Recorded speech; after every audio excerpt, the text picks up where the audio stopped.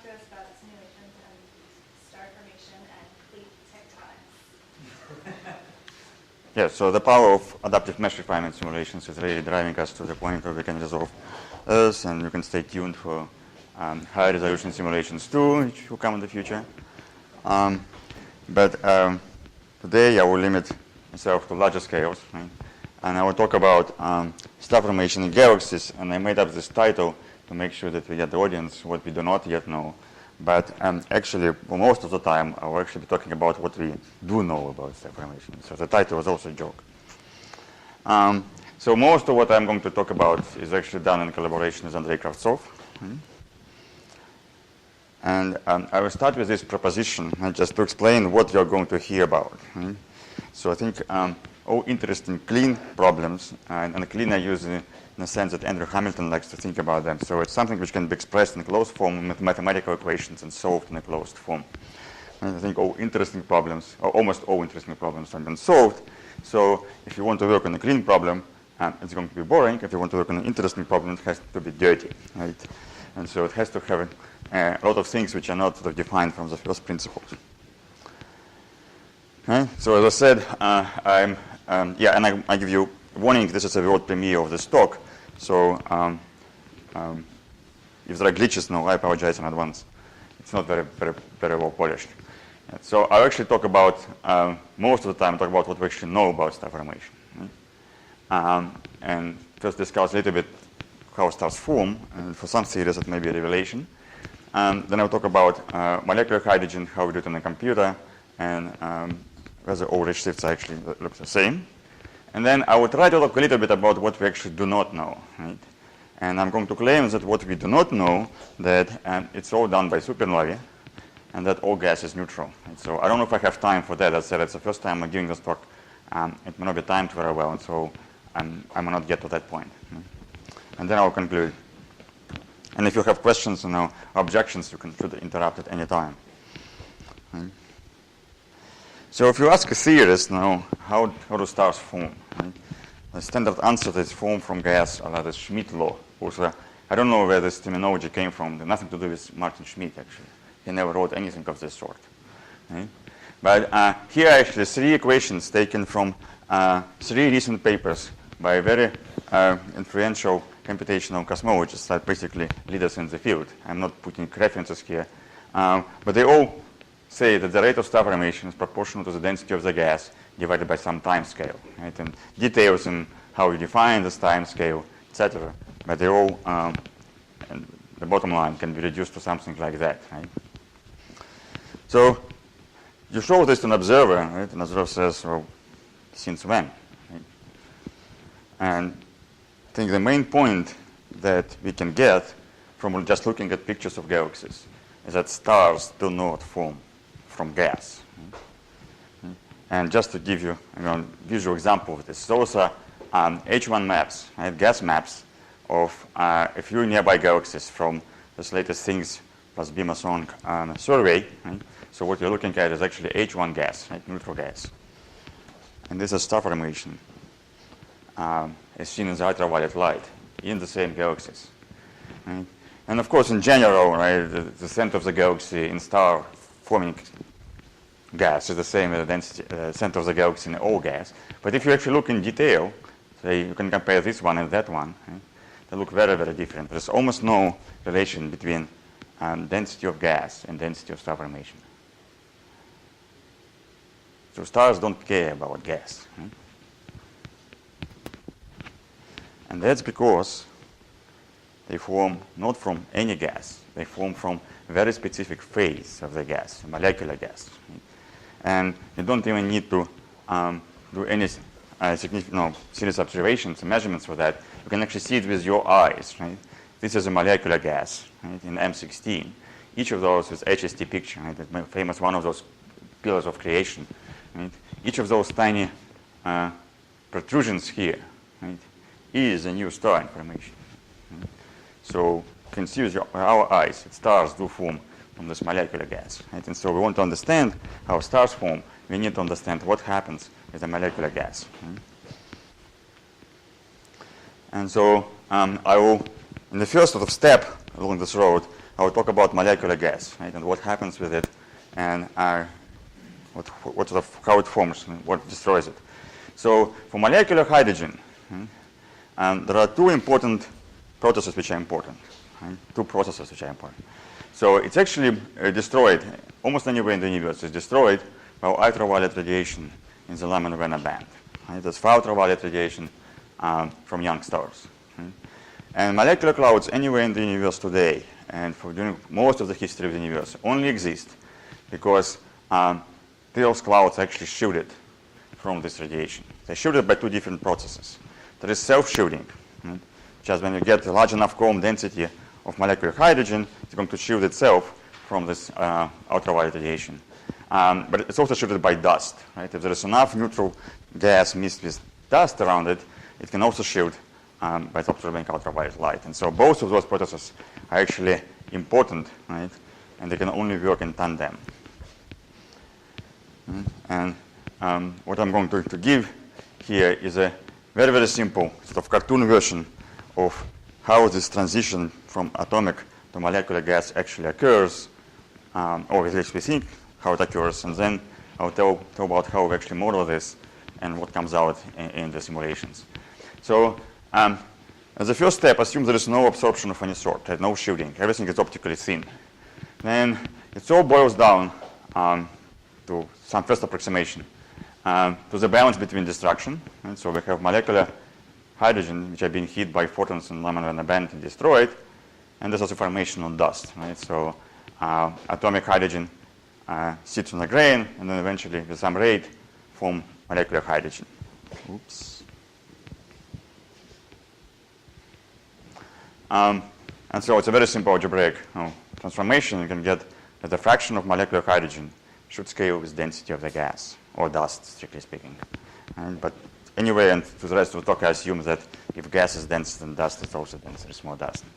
And so this scaling is very slow. Right? It's only linear in density.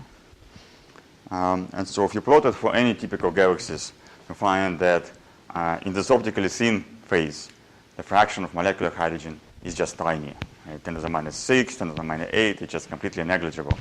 I'm cheating a little bit here because I'm putting it as a function of Coulomb density rather than total density, but I also didn't put numbers, right? So it's fair.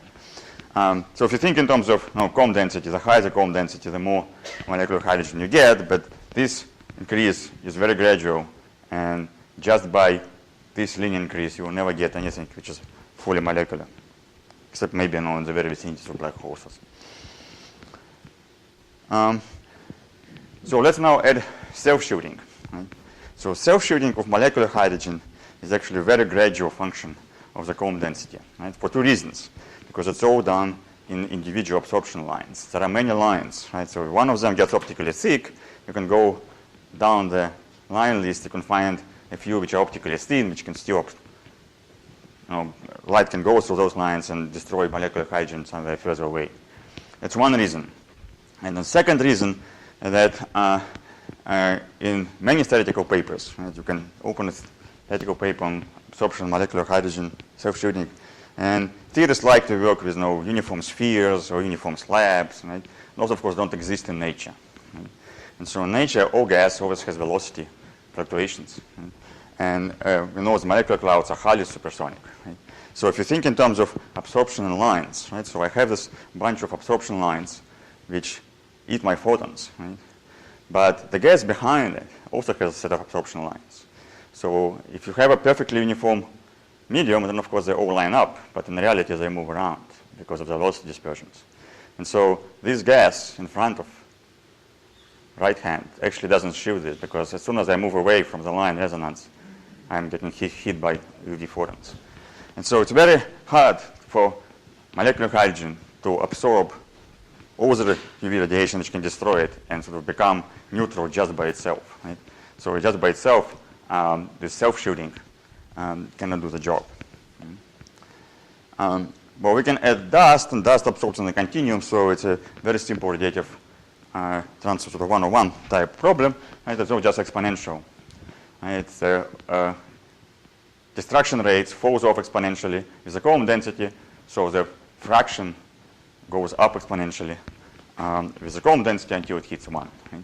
So it's a much sharper transition, but it's still exponential. So if you turn upside down this plot, then it's basically e to the minus n. It is relatively sharp, but it's actually not as sharp as it should be, because in practice, those two processes work together. And so what happens is that when dust brings the molecular fraction to about 10 to the minus 3, very, very roughly, right? And self-shielding becomes much more important because these velocity effects disappear, right? So if I have these two hands and each of them has a fraction of 10 to the minus 3 of molecular hydrogen, then they're actually enough to shield themselves. So this front of the hand will shield against the back.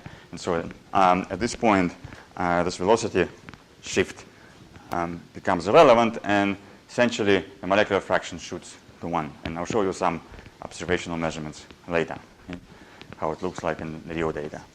And so this is basically how this transition happens. So it starts slowly, gets accelerating, and at some point it becomes almost instantaneous. And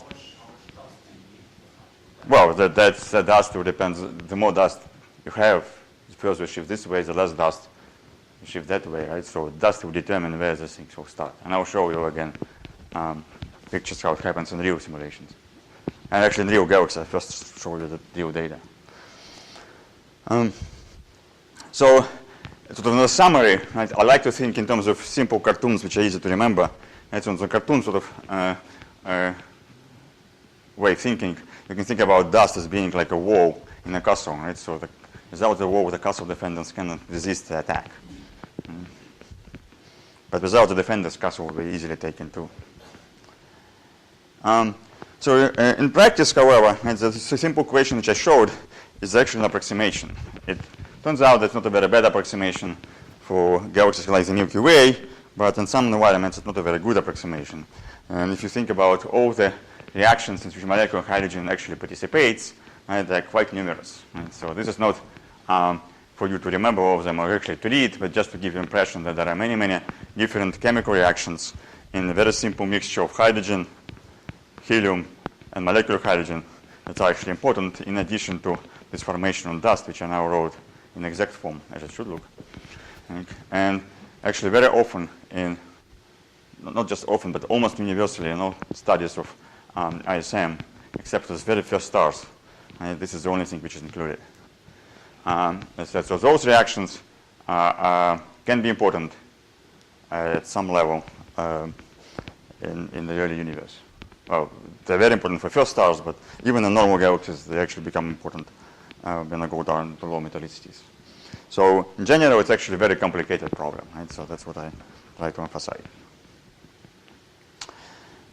In addition, this molecular hydrogen has a very weird thermodynamics, and even the most famous theorists sometimes make mistakes by, say, assuming that molecular hydrogen behaves like a diatomic gas. It actually never does that. So it has a complicated equation of state. Right? It's almost never polytropic except for very low temperatures, where none of the levels are excited, and so then it actually behaves like a normal monatomic gas. So those are all details, right? But they are important on some levels, so you do have to worry about. If you want to make sure that your model is realistic, you have to worry about all those details. So again, in many textbooks, bad textbooks, right, molecular hydrogen is described as diatomic gas. It's never true. And there are also many cooling processes which are important, right, in the ISM, if not only in ISM of the Milky Way, and ISM of other galaxies. And the cooling functions in general, functions of many arguments. Right? They not only depend on temperature, and depend on gas metallicity, they depend on the radiation field, they actually depend on the gas density, and they also depend on the abundance of all different species. So in general, they are functions of a large number of arguments. They're often plotted as a function of temperature, but if you really plot the real cooling function as a function of temperature, you see a scatter plot, and because at a given temperature, the cooling function has many values depending on what values of those parameters are. Here is an example of the cooling function for a galaxy like Milky Way, so it's a slow metallicity, right? And the radiation field, which is the same as the radiation field in the Milky Way. So this U and V, I'll talk about this later, basically tells you that it's a radiation field in the solar neighborhood. And there are two cooling functions here. The blue one doesn't include molecular hydrogen cooling, and the red one actually does. And you can see that at lower temperatures, molecular hydrogen cooling dominates. And that's something that I still don't understand, because you can open textbooks, right? And the textbooks written by experts in this field that don't even mention cooling by molecular hydrogen. But the cooling by molecular hydrogen is very important in this lower temperature region. And the only reason I can think about why it often is often ignored is because these cooling functions are very difficult to compute. And what happened in basically last year, there were new cooling function fits that increase the cooling rate by molecular hydrogen in some temperature ranges by almost 2 orders of magnitude. So the molecular hydrogen cooling was often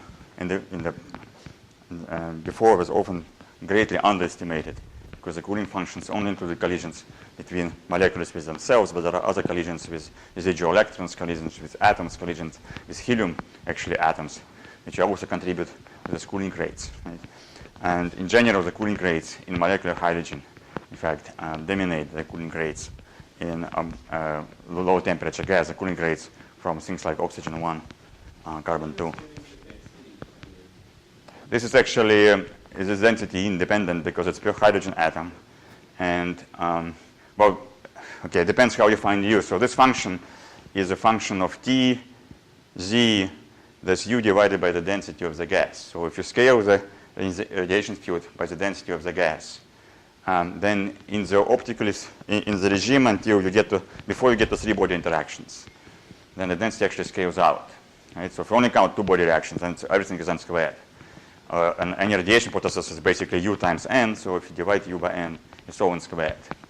So that will be true for densities below the order of 10 to the 4. So, right? But if you go to higher densities, then there is implicit density dependence, because there are all kinds of high density effects, LTE in molecular hydrogen, etc. And this, of course, also depends on the abundances. So it's for a particular radiation field, particular metallicity. Just a few more. This is something which may correspond to a galaxy which is less than, even smaller than Small Magellanic Cloud. It's a very high radiation field, and only 10% solar metallicity. Again, this thing goes down, but H2 seems to dominate at lower temperatures. This is something that can be interpreted as a standard cooling curve. It's a standard cooling curve of metal-free gas. So it's very low metallicity and very low radiation field. So those numbers are not zeros because I just took it from a realistic simulation that the smallest values of those parameters we used, and I'll explain you the set of simulations we ran. But what you find then that the standard cooling curve is okay on average, but there is a large amount of scatter, actually. So this, the fact that the gas doesn't recombine very fast and there are no metals is actually important there, right, in realistic galaxies. So the way we try to do that, right, is to put it all together into cosmological simulations. Right?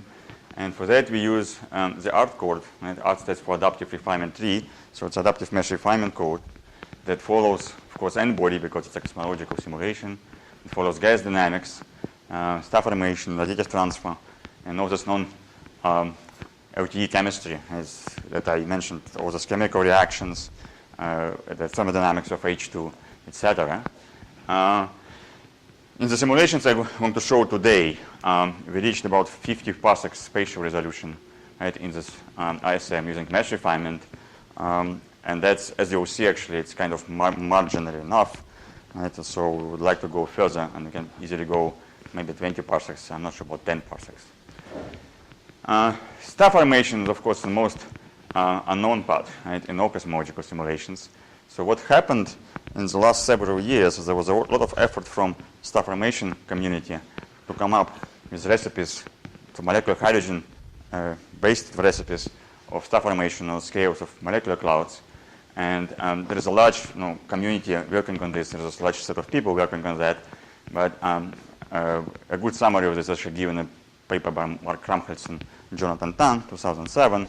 And it turns out that in sufficient, some approximate but not completely an accurate way, the star formation in molecular gas is very simple. So you can basically estimate the local free fall time in any path of gas. And on average, 1% of this gas goes into stars in one free fall time. And that is independent of the gas density. It's the same 1% at 100 particles per cubic centimeter, the same 1% at 10 to the 5, based from different observational traces. Again, we're talking about radiation, so we have to worry about radiative transfer. Of course, radiative transfer is a very complicated and computation expensive problem. So for this whole approach to make sense, we have to do it fully self-consistently, which means that radiative transfer has to be done, not as post-processing, but it has to be done in every cell, every time step as a fully three-dimensional, time-dependent process with the same resolution as the resolution of the simulations. And so we use this approximate technique, which is a variant of variable Eddington-Tensor approximation to follow the radiative transfer. Again, all the cooling rates, ionization are done on the fly, so there's no assumption of the cooling functions. The cooling functions are built at every time step in every cell, every sub-cell, actually, a sub-step in time, and computed fully self-consistently with all these non-equilibrium effects. And we're talk about, I'll show you some realistic galaxies in cosmological simulations, which we run in 35 cubic megaparsec box, reaching dynamic range about 10 to the 5 or actually more. And we would like to go even further because this 50 parsecs, as you'll see, is kind of marginal for that. So the most ill-defined part, the most of the dirty part of this problem is actually radiative transfer in Lyman-Werner bands. Right? And because it's radiative transfer in lines, it's in a large actually number of lines, it's a very difficult computational problem. So it cannot be done exactly in realistic simulations. Right? So again, in full 3D, adaptive in space and time, that just computation is not possible at all.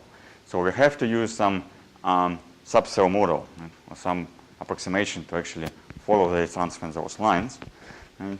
So again, the spatial scales over which those lines become coherent. So the scale, when those hands move around because of the velocity fluctuations in the gas, sort of the scale over which you see different velocity positions, right, the different velocities along the line spectrum, along the line of sight, are sort of the order of sub-parsec, right, maybe parsec most. And so they're essentially unresolvable from cosmologist's point of view. And so unless we can use some magic, we have to use subcell model. And there's no way it can be done practically today. So the way we do that is we use a Sobolev-like approximation. Right? It's not actually exactly a Sobolev approximation because the velocity field does not resolve. So we can actually use exactly, but it's something of this, this similar in spirit to Sobolev approximation that you have to use for following radiative transfer in Lyman-Werner bands. And because of this subgrid, sort of subcell nature of this model, right, it doesn't put parameters which cannot be computed. Right? And so this model has to be trained. Right? Basically, you have to find what the right values for your phenomenological prescriptions, or what happens in this Lyman-Werner band, etc., what sort of the reasonable values of the parameters are. And so because this atomic to molecular hydrogen transition depends on the dust, right? And so I use this DMW parameter. It's actually dust to gas ratio Milky Way units. Right? It's easy. It's convenient to scale everything to Milky Way because those are the values we know best. So D equal 1 means it's a dust like the Milky Way. And so normally you expect this number to be less than 1 because we don't have many galaxies with supersolar and metallicity dust abundance. So U is again interstellar radiation field. It's again in the Milky Way units. This radiation field of the Milky Way, sometimes called the Drain field. Right? From a paper by Bruce Drain, one of the recent papers who measured that. One of the latest papers who actually used to measure this. So there are several other papers in which this field was measured.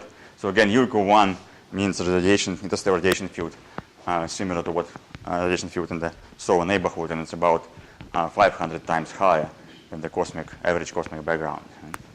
So the radiation field inside the galaxy is entirely dominated by the radiation of the galaxy itself.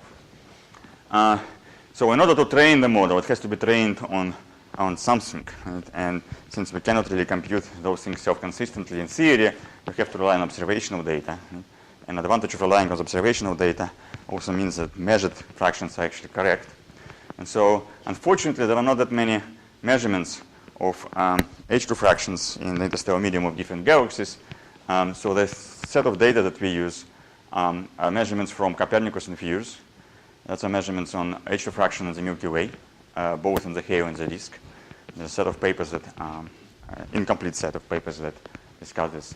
And there's also a few measurements in of H1 in Milky Way, and there are also some measurements in LMC and SMC. But that basically is the all set of measurements we can rely on to train and calibrate this model to fix the parameters which we have.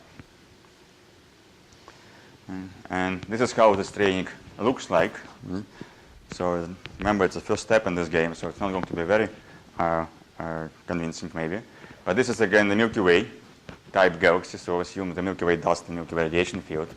So the blue points is simulated results from the sort of simulation model, from the simulation with this full H2 model, and black points are in fact measurements in the Milky Way from one of those, from Theorist and Copernicus. Again, this is H1 fraction, this is H2, so those blue points add up to 1. And so you can see that this transition between optically thin and optically thin region, it happens very rapidly. It's not, of course, a straight line because different lines of sight probes different environments with different local radiation fields and different, maybe slightly different metallicities and dust abundances. But in general, it's a very rapid transition. It's not as exponential, which would look like that. And, what the error bars? The error bars, I'm actually not sure. But they're small. The error bars on each point are smaller than the scatter because the scatter is dominated by the scatter in the environments rather than just the observational measurements. So Matt may know what the error bars are. But I think each of those particular measurements for this particular line of sight can be very precise because it's a large number of H2 lines that you can actually see. The problem is that just one line of sight, one thin skewer through the ISM, which of course doesn't probe the average. And again, those are H1 fractions, neutral fractions deep inside molecular clouds.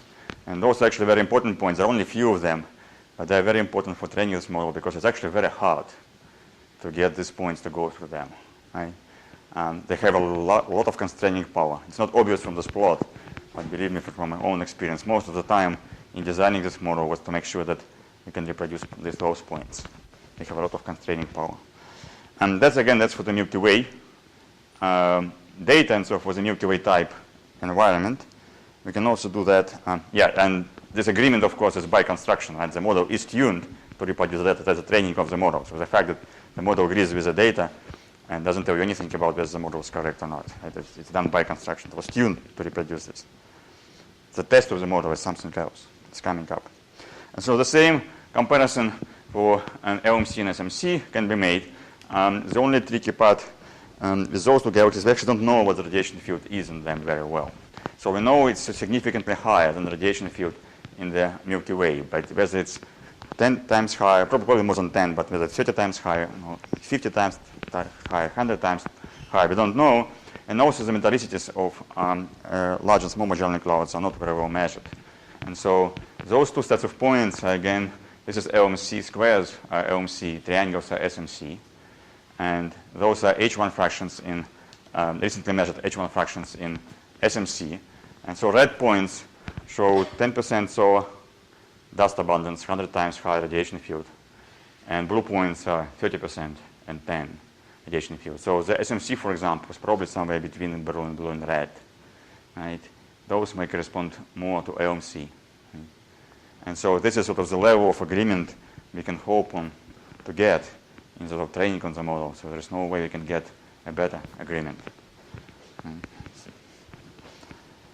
And again, as I said, those points are only a few points, but they have a lot of constraining power. So as a result of that training, you get a model for the interstellar medium that depends on those parameters. And if you plot, for example, the phase space diagram, temperature versus density, and you know that interstellar medium in the Milky Way is multi-phase. There is coronal gas, and there is neutral gas, H2 regions, cold H1 clouds, molecular gas. Right? And there is even something, I'm not sure what those cold dark clouds actually are. And when you do this in the simulation, that you find that at least qualitatively we get something that is not completely crazy. So we do get this multi-phase medium without putting in by hand. Right? It all comes out of this subcell model. So there is coronal gas, there is this neutral ISM, and warm neutral and warm ionized medium. It's actually not very well separated here. There is this transition to molecular gas, right? And we even get this cold dark clouds, but it's actually a numerical artifact. We don't get H2 regions because they're not resolved with this 50 parsec resolution. They're usually much smaller than that. But at least qualitatively or semi-quantitatively, we get to the right phase space diagram. No, that's a full cosmological simulation of a galaxy. I haven't even looked at the pressure. I don't know what it looks like. There's no assumption of any pressure equilibrium. No, you just take a cosmological simulation, let the galaxy evolve. It forms a disk, and in the disk you follow this H2, solving all those equations and everything with radiation transfer and doing itself consistently. It all comes out. Right? So there are no imposed assumptions. It all starts from cosmological initial conditions. Plus this model which is trained on that set of data. Sorry, what? Oh, I'm not sure. This is just a picture I found on the web. I thought it was a nice picture. So these lines, yeah, there must be constant pressure. Looks like the constant pressure because roughly. So this actually how this galaxy looks like. And the blue stuff here is H1 gas. The red one is molecular gas, and yellow are young stars. You only see stars which are 30 million years old and younger. Right? So there's no bulge. There's actually a bulge here which you don't see because I don't show them. So as you can see, our resolution is sort of marginal. So the center in molecular gas is not resolved. Right? All molecular gas blends together. And on the outskirts, we start resolving spiral arms that actually fall into separate clouds, but those clouds are really poorly resolved. They're basically a couple of cells that look like boxes. Real ones don't look like boxes. But what you can say, pay attention to is that you have a spiral arm here, and the inner edge is molecular, and the stars are on the outer edge, for example. So from point of morphology, it does look right. It does look like this beautiful grand design spiral galaxies that you see and teach about in Astronomy 101 classes. But it's clearly that the resolution of the center is not enough. So there are small companions, right? So flying around. So the spiral arms are actually driven by companions. They're grand design because, yeah. So again, it's a full cosmology. It's actually redshift 2, right? So what I didn't say is that with this resolution, we cannot really take those galaxies to redshift 0 yet. So the biggest problem in all this game is that we have to stop at redshift 2 because it's too expensive basically to give this 50 parsec all the way to redshift 0. How many rotations is the galaxy done in the simulation? Well, it depends where. It's differential rotation, so the things. At the half-life radius. It's I don't know, the zone of 30 or something. I mean, this curve is, it's a little bit, you can compute the rotation period and estimate the number of rotations, but disk gets destroyed by mergers and reform all the time. Right? So the gas disk actually gets reformed very rapidly, and then mergers will destroy the stellar disk, but new stars forming to recreate it. Again, the purpose of this is just to show that there are some interesting morphology features that seem to be sort of on the right track, right? But of course, it's a long way to go to make a picture from M51, right? With those amazing. It's actually redshift 2. And what's the bulge component compared to this? I don't know because I haven't looked at it. But yeah, I'm not sure.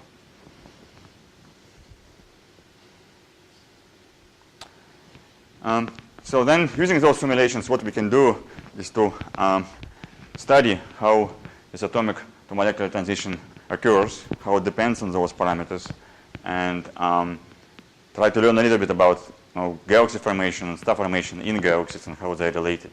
So this is, for example, this H2 fraction is a function of density now rather than Coulomb density. Remember, this density is a density in the simulation, which means the average on a 50 parsec scale, and is a function of different dust abundance in the radiation field. And the bottom line is that the smaller dust you have, right, the higher density you need to reach to become fully molecular. Right? So the smaller the wall in your castle, the more you're pushed back. And the same true with radiation field. The strongest radiation field, the further away this radiation happens. It's from blue to red. Right? So it matches this way. Again, the more assailants you have on your castle, the further your troops will be pushed back. And so what it means is that this transition between from atomic to molecular gas does depend on the environment, does depend on the abundance of dust and radiation in your galaxy. And that's, when I phrase it that way, it sounds kind of trivial. Of course it should, right? Because the more radiation you have, the more H2 you destroyed, the less dust you have, the less shooting you should have. But it's something that somehow this realization of this important dependence is only now beginning to penetrate through cosmological community. Sort of, it took myself, for example, a long time to appreciate that there is a lot of environment dependence on molecular gas, and as a consequence on star formation that you'll see later in galaxies. So the radiation field is the same everywhere? Here I'm just showing a test of a grid of model. Right? So the grid models, they are the same. In the full cosmological simulations, it is not. It is done with full radiation transfer. So as you will see, I didn't sort of list you on all the table with all the simulations, but it's a large set of simulations that includes this. And I don't want to go into many details to make sure that I don't drown in them. But if you have questions, we can talk later about what specifically was done. So this scaling, in fact, can be well understood, because I said it's really the balance between destruction by UV light and shielding by dust and self-shielding. So in fact, this transition is 50% molecular. Right? So all those points are measurement from the simulations. And those lines are a very simple fitting formula, or relatively simple, right, that you can actually design based entirely on, sort of on the simple physics of molecular hydrogen destruction, which seems to fit the simulations very well. So I would say it's a well understood process. We can fit it with a physically, not just with an arbitrary function, but with a function which includes the dependence as based on this physical argument of the destruction rate versus production rate. And if you fold in this scaling on these parameters, then in some sense the transition is kind of universal. There are 28 simulations of a fixed ISM, so 7 different dust abundances, 4 different radiation fields. And you can see they all, within some modest scatter, they all seem to follow one function, the function of one parameter x. I don't know what it is, but it's a combination of gas density and those parameters in the way which follows from destruction rate versus production rate balance. So in some sense, it's sort of universal, quasi-universal. So if you know what radiation field is, you know what your dust abundance is, you can predict what should happen with your molecular hydrogen transition.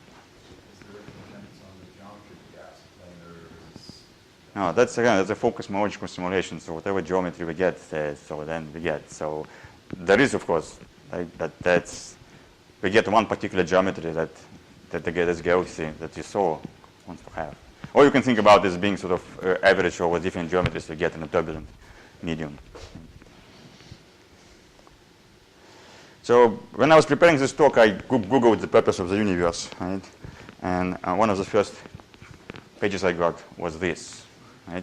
So the Google version of the purpose of the universe is to reproduce Beanie Babies. And so then I thought, no, Google is a very important part of our life, so I have to think about what we need to produce Beanie Babies in the simulations, right? So start with molecular hydrogen, we go to form stars, produce metals, coalesce into planets, etc., because it's a very long list. So I'm only going to stop on this line today. Right? So the rest will come later when we get these high resolution simulations.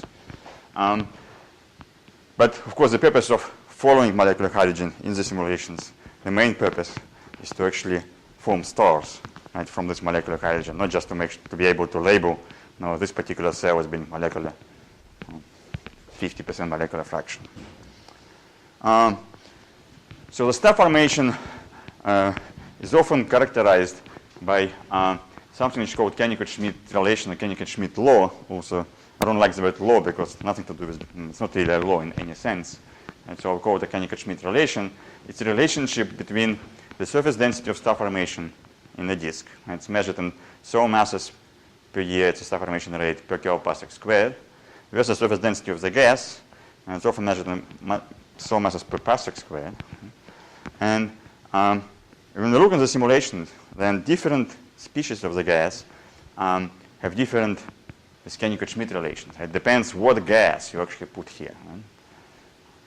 So if I take atomic gas, then there is almost no correlation between the density of the atomic gas and the star formation rate, except maybe very, very weak correlation in a very, very low surface density regime. And basically for any value of star formation, surface density, the molecular gas sits at about 10 parsecs. I should say that this is actually done for local galaxies, for the ISM, again, it's a cosmological simulation, but it's at high redshift, but we try to pretend that it actually models local galaxies.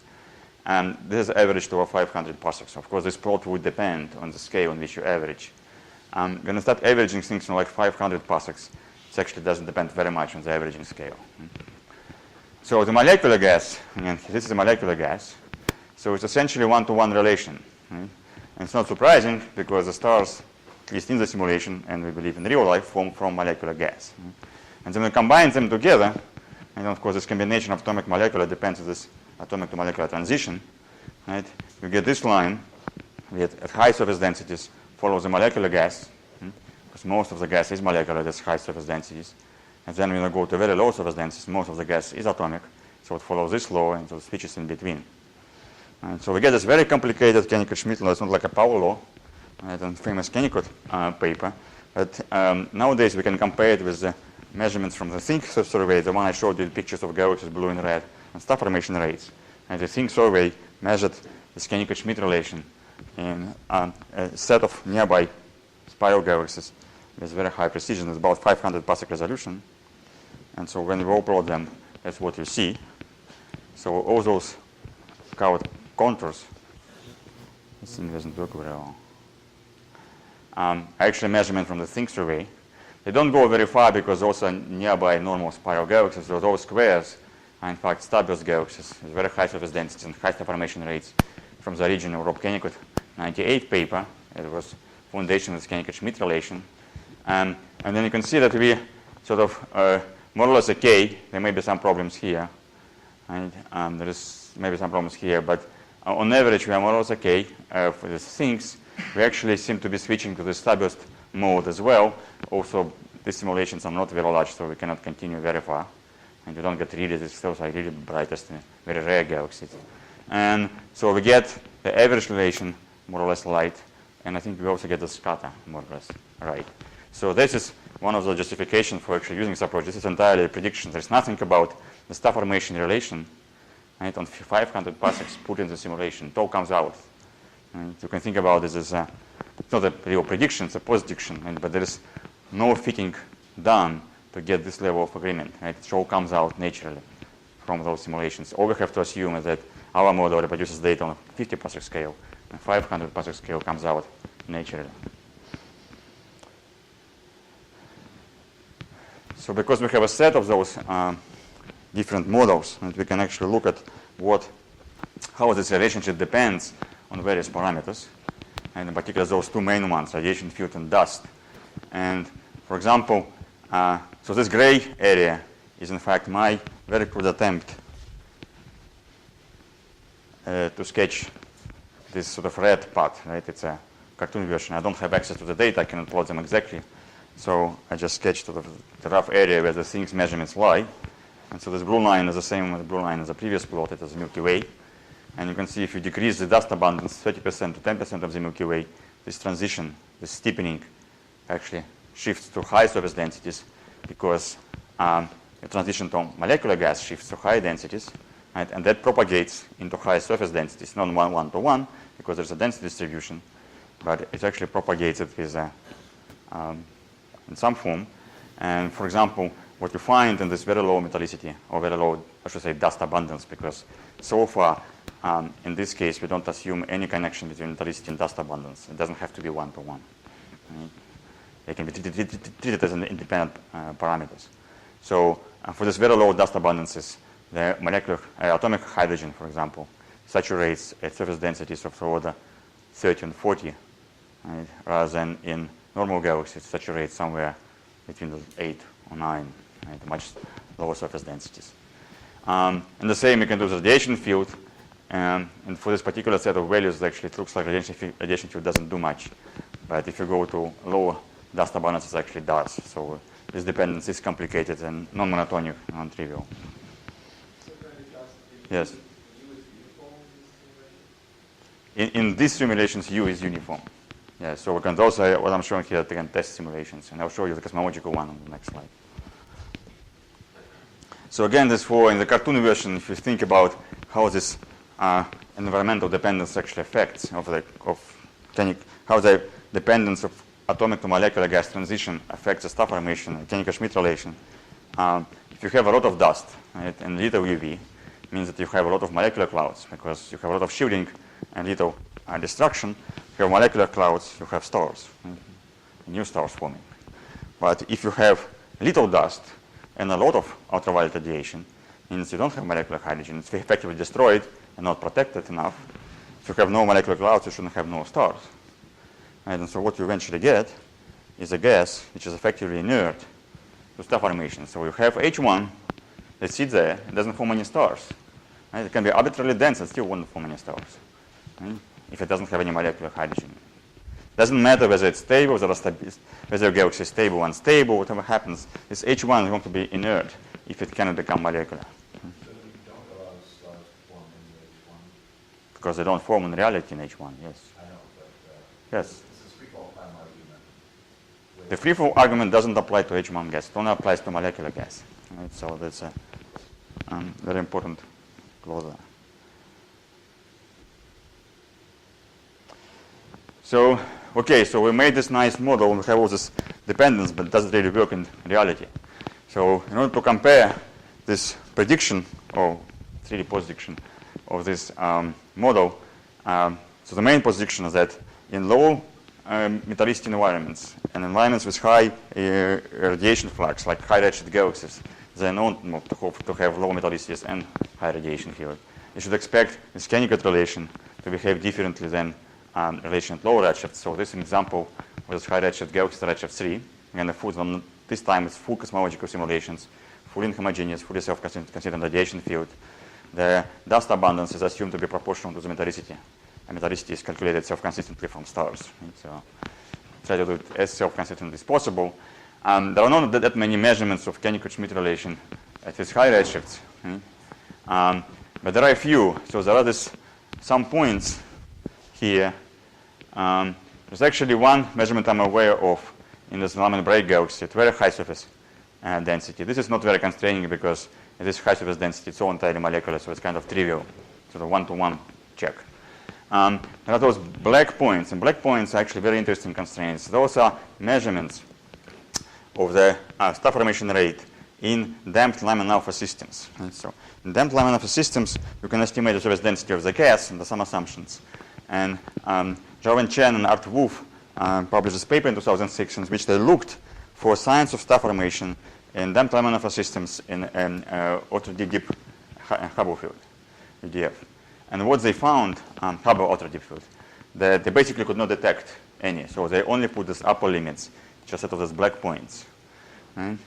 And this is our galaxy, which kind of goes through them a little bit high, but this is average for all gas everywhere at redshift 3 in this simulation.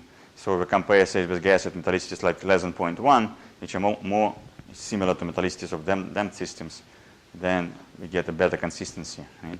But it may be that we are forming stars, still are forming stars a little bit too fast in those simulations. This gray band are actually similar measurements applied to Lyman break galaxies, right, by Mark Rafalski and Art Wolf.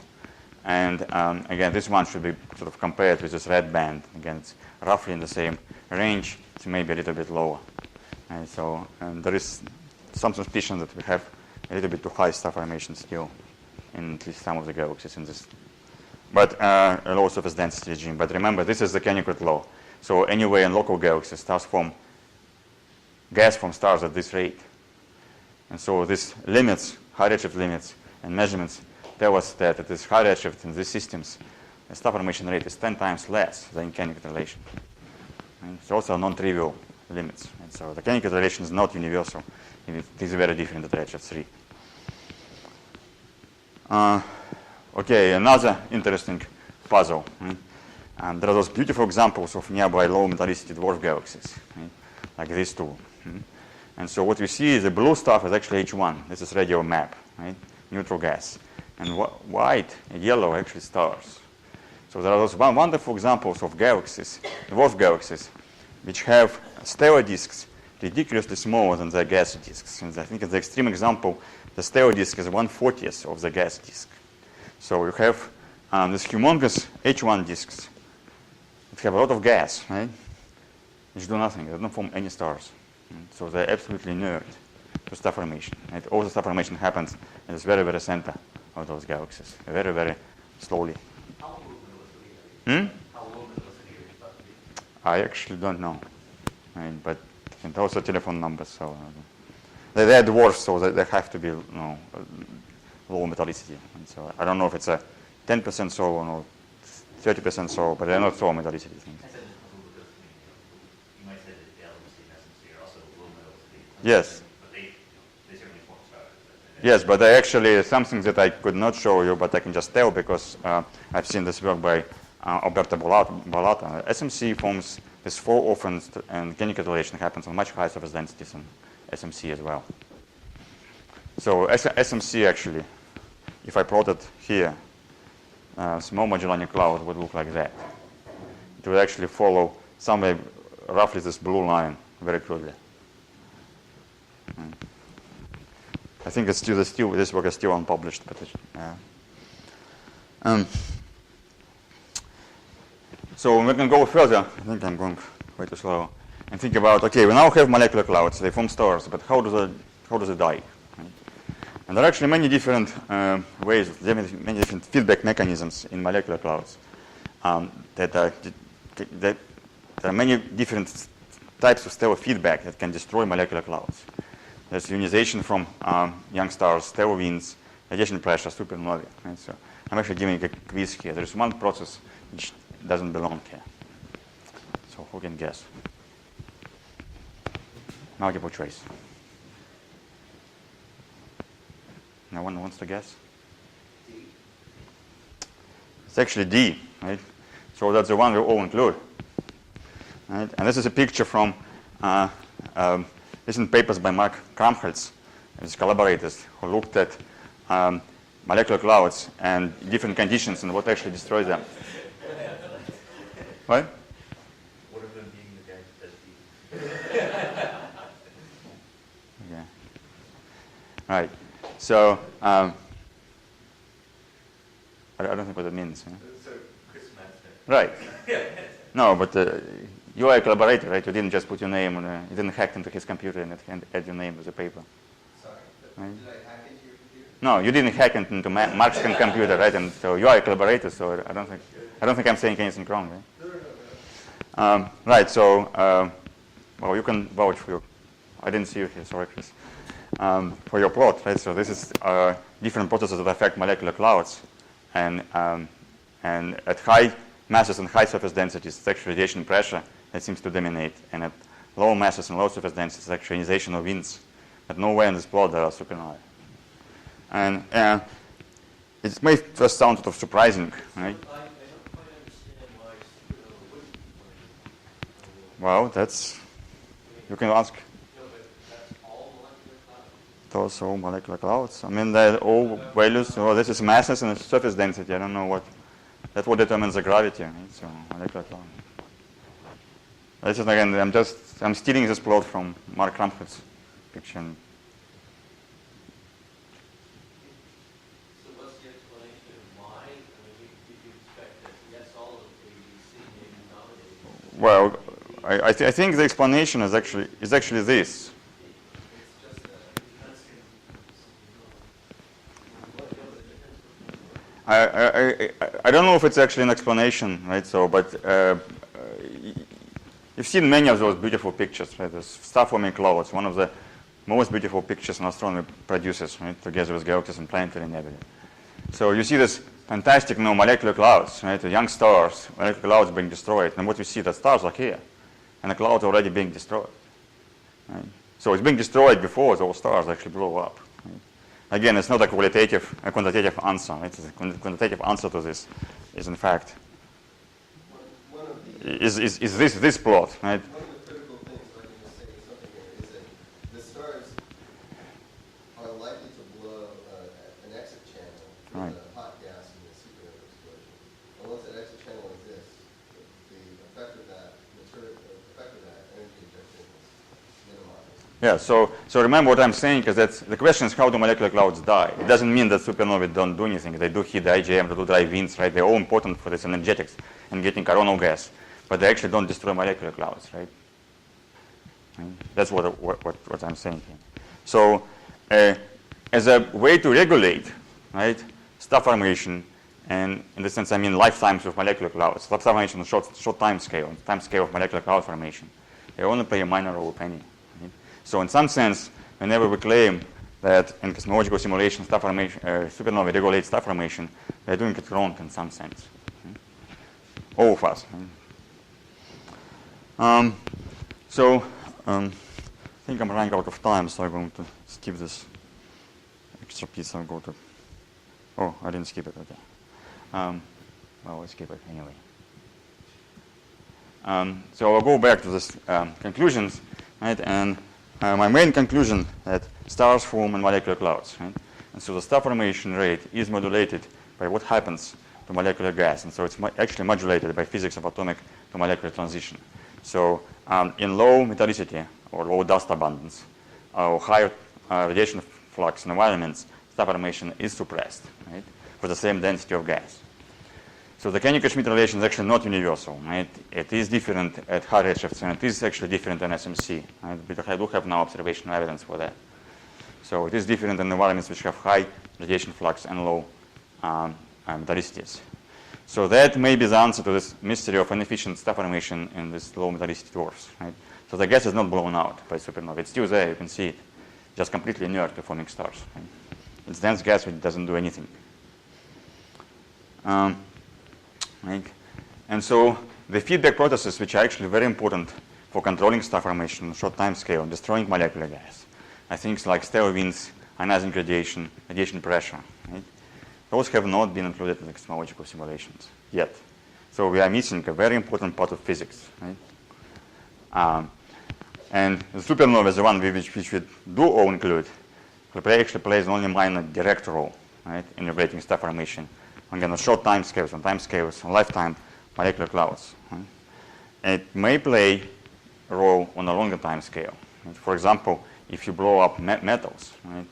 You throw away metals, you don't have dust, you actually maintain low level of star formation. So these low metallicity dwarfs, right, they remain low metallicity because they do drive winds, right? And so they actually lose all the newly produced metals. They lose them, and so they remain low metallicity and efficient star formers. Right? You can actually think about many feedback mechanisms which also work on this long time scale. Imagine you have a starburst that produces a lot of young UV bright stars. Those UV light is actually going to inhibit star formation in the rest of the galaxy, or at least in the region it can go. So it's the region size of the mean free paths. Right? So maybe some central path, again, depending on how dense the galaxy is and how much dust it has, the size of the region will be different.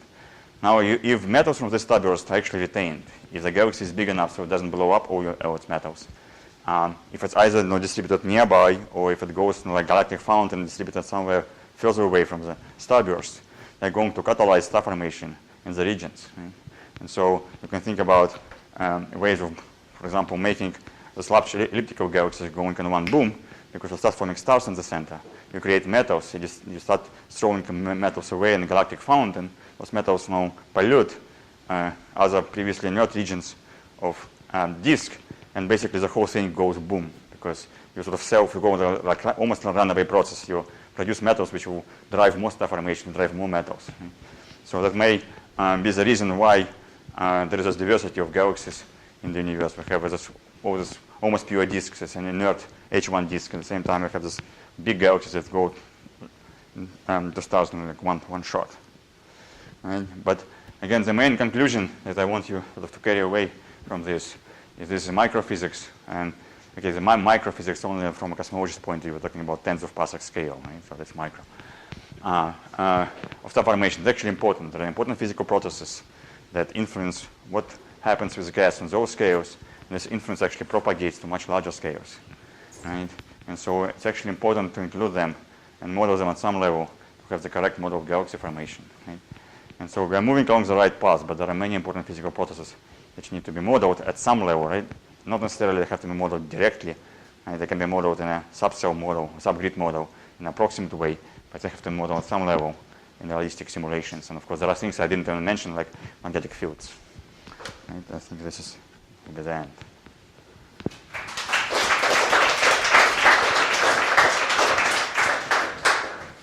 Yes. Can we talk about producing a separation scheme for even sort of larger scale cosmologic simulation? You cannot afford to run these high resolution.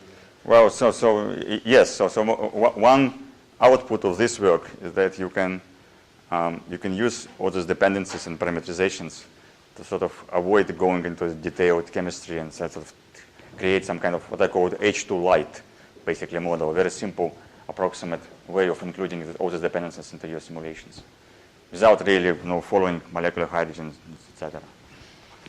Yes. At the end of the day, the formation process of individual stars is still a complicated and not a good process. Yes. Now, all these processes, if supernovas are not important, then the energy scales are all small compared to the escape velocity of the galaxy, meaning that these energies will all stay within the location that's actually forming the stars. But can't you just rescale everything by just saying, oh, I'm just going to update my star formation law to have some effective efficiency, which includes all. Yes, but your efficiency is a function of environment. It's not just one number. Yes, you can parameterize everything into efficiency. You can take all the complexities and put on the one coefficient, right? But this coefficient includes a fraction of molecular gas on this scale, right? And characteristic densities of time scales of this and how the thing evolves. So your efficiency becomes a non-trivial function of an environment. And actually history, right? And all those feedback effects. So if something goes boom next to you, the efficiency goes down. And you drop a bunch of metals on you in this place, and efficiency goes up and things like that.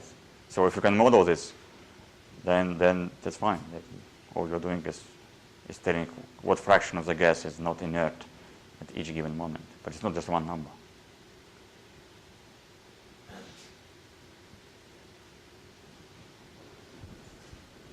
Yeah. Are you including transport metals in the plots? Well, again, that's a cosmological simulation, so it does whatever it does. So there is transport of matters, yes, because there's galactic fountains, there are winds there, right?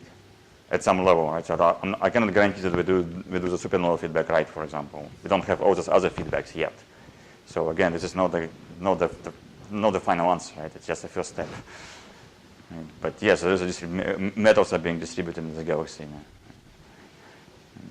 different ways. So again, really, I want to emphasize again, I'm not saying that supernovae are not sort of important, right? They are important for driving winds, they are important for creating multi-phase ISM and having coronal gas, etc. They're just not things which destroy molecular clouds. That's the only thing I was saying, right? Yes? So, if I were to take all of the argument as absolute, I would probably not be able to form a first generation star. Oh, the first generation stars are, okay, why? Why? As soon as I form one, I get a high UV and I have almost no metals. But my reading of what you said is that that's not. So the first stars are actually an exception, right? And Marcel can tell you why the first star is an exception because if you go to high enough density, right, you start creating a molecular hydrogen without, well, first of all, when the first star, there is no UV. Right? Right? Before the first star forms, Yeah, well, okay. so after the first star dies, there is no UV too. So you get the UV while it is there, but there are no metals while you have UV. Whenever it dies, you have metals, but they don't have the UV. But in fact, the star formation, the first star, right, is a different beast. Right? So you have to treat it separately. But it is thought that there's huge feedback. It is thought that after the first star forms, the body will shut off star formation in a huge radius because of the slime and water. There's no optical Well, no, why was the first star is shining? I don't know. There are different processes which will be important. The physics of all this complicated. I don't know when you came. Absolutely clear what the sign of the effect is in all cases. Well, it is Yes, because it's true. you wouldn't react as much as 20 if you didn't have negative feedback. So the fact that it didn't means that it has to be negative. So the problem with the first star, right? So most of the effects I mentioned are actually driven by this equation. Right? This is just formation of molecular hydrogen on dust, plus RT.